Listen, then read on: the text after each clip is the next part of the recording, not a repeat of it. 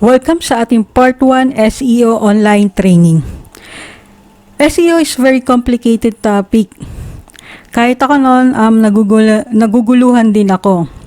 If you are new sa SEO, habaan ng pasensya and just focus.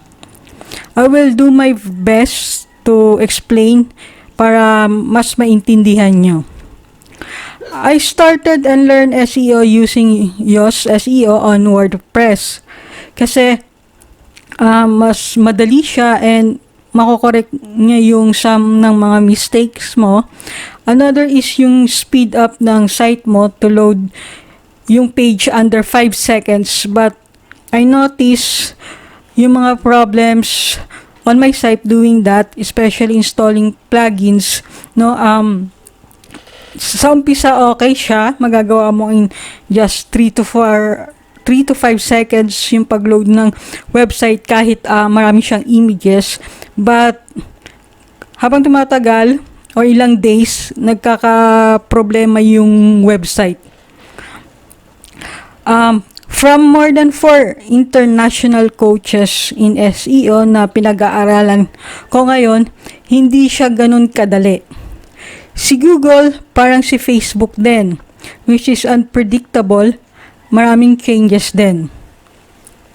SEO experts, SEO guru always says it depends. Bakit?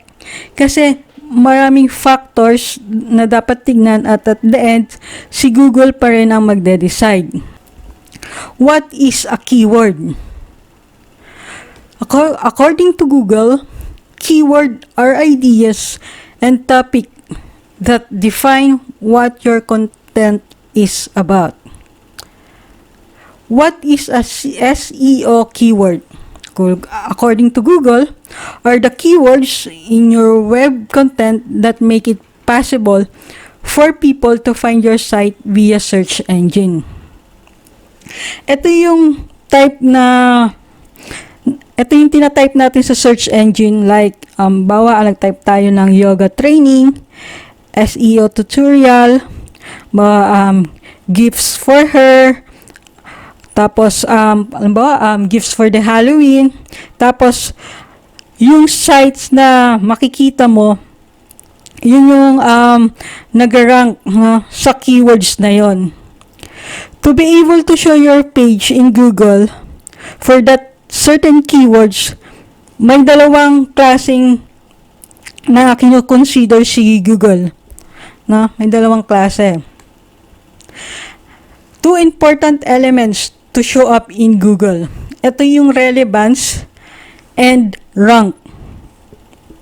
So, what is relevance? Ito yung page na meron ka para sa ganong keywords and naiintindihan ni Google na meron kang page na nagko-contain ng ganoong keywords.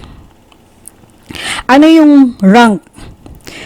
Rank is yung para kay Google is ito yung the best site or page sa particular keyword or keywords. Uulitin ko po, yung dalawang important elements. Si Google, naiintindihan niya na yung isang page ay nagko-contain ng information or talks about that keywords. Ito yung tinatawag na relevance.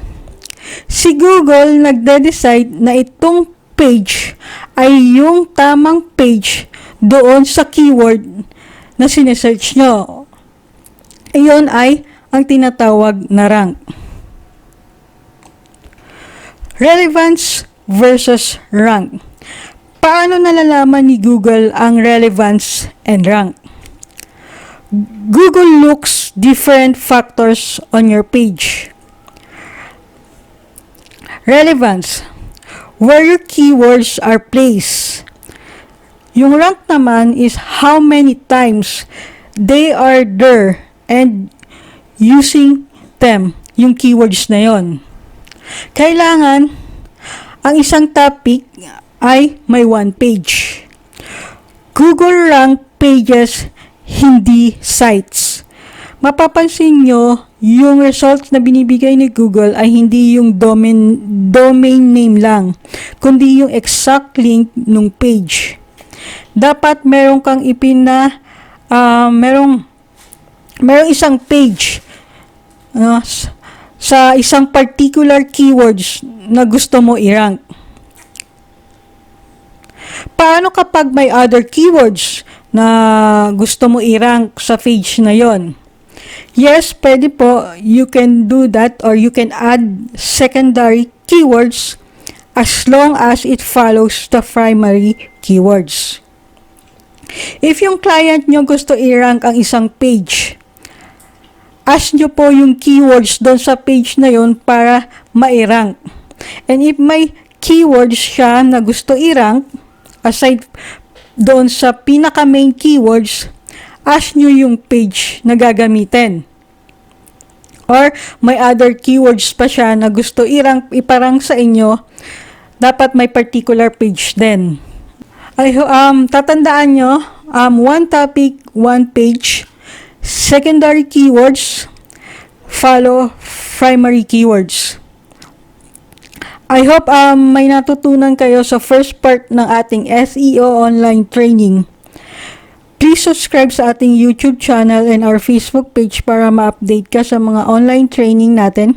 Kasi hindi lahat ng courses is i-upload ko sa Facebook at hindi rin lahat i-upload ko sa YouTube. Meron din and yung Instagram, I'm working for our Instagram account para doon ko naman i-upload yung mga notes about dun sa different courses natin. Abangan nyo po, mag-upload na rin po ako sa isa nating course. Ito po yung WordPress plus Elementor Masterclass. Abangan nyo po yan. Thank you for watching.